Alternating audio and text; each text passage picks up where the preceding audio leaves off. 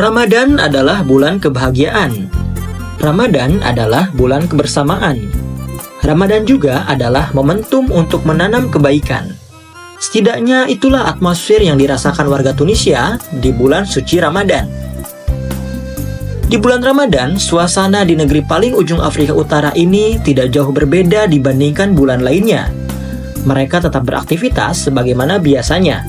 Bahkan, di bulan ini, pasar-pasar di Tunisia akan lebih ramai dikunjungi oleh warga setempat.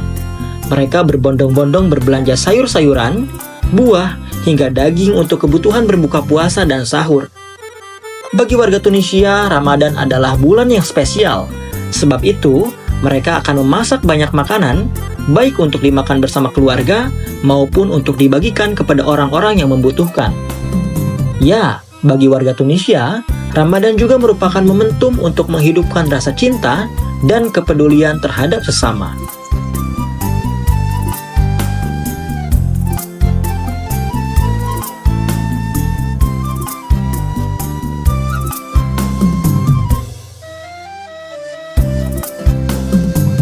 Tidak kalah dari warga Tunisia, diaspora Indonesia di negeri tempat Ibnu Khaldun ini lahir juga merasakan atmosfer yang sama.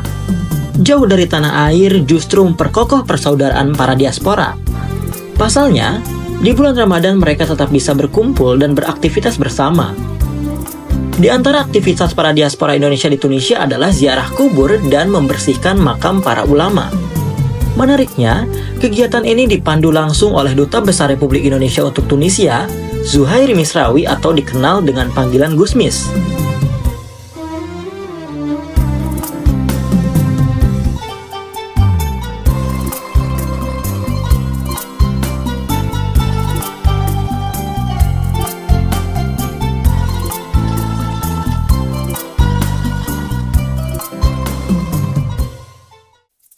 Sekarang kita mahasiswa Indonesia sedang melaksanakan ziarah rutinan setiap tanggal 15 bersama Duta Besar Republik Indonesia untuk Tunisia, Bapak Zuhairi Misrawi. Dan di sini kita bersama-sama menziarahi salah satu tokoh intelektual di Tunisia, yaitu Syekh Tauhid Ibnu Asyur. Selain ziarah kubur ke makam para ulama, para diaspora juga rutin menggelar ngaji kitab Muqaddimah Ibnu Khaldun, yang istimewanya juga diampu langsung oleh Duta Besar Republik Indonesia untuk Tunisia. Ibnu Khaldun merupakan tokoh peradaban Tunisia abad ke-14 yang dikenal sebagai cendekiawan, sejarawan, serta bapak sosiologi dunia. Teorinya yang terkenal adalah Al-Insan Madaniyun Bitaba, bahwa setiap manusia merupakan makhluk sosial yang pasti membutuhkan satu sama lain. Melalui pengajian Ibnu Khaldun ini, Duta Besar Republik Indonesia untuk Tunisia, Zuhairi Misrawi, berharap akan lahir dari para mahasiswa Indonesia di Tunisia sosok pemimpin, cendekiawan, hingga ulama di masa mendatang. Karena spesial bulan Ramadan, kegiatan pengajian tersebut juga sekaligus mengisi kegiatan ngabuburit dan buka puasa bersama.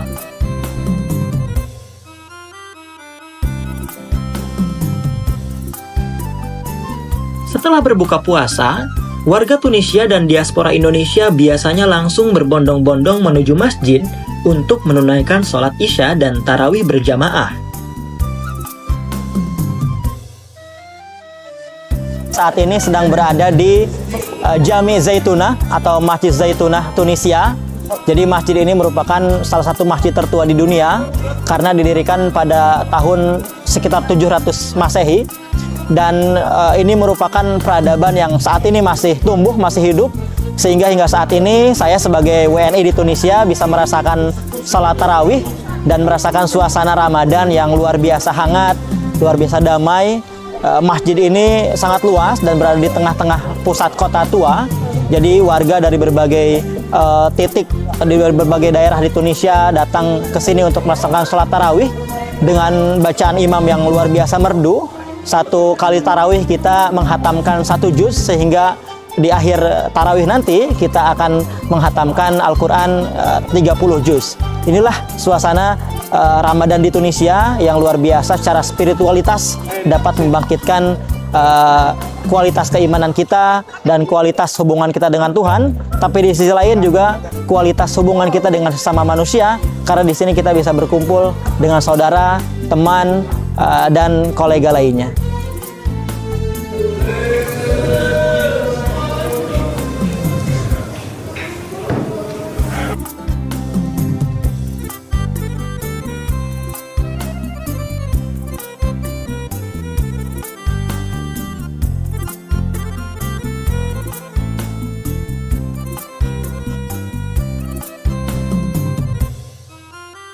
Satu hal menarik yang tidak boleh dilewatkan dari tradisi Ramadan di Tunisia adalah suasana malam Ramadan yang lebih ramai daripada siang hari. Mereka menyebutnya dengan Layali Ramadan atau malam-malam Ramadan yang berkebudayaan. Sebagai informasi, warga Tunisia tidak mempunyai tradisi ngabuburit sebagaimana di Indonesia. Namun, di malam hari, tepatnya pasca sholat tarawih, mereka akan memenuhi kafe-kafe untuk minum kopi dan bersukacita bersama hingga mendekati waktu sahur. Di kafe-kafe itu, biasanya juga dimeriahkan oleh lantunan musik dan lagu-lagu Arab yang rutin digelar hingga malam terakhir Ramadan nantinya.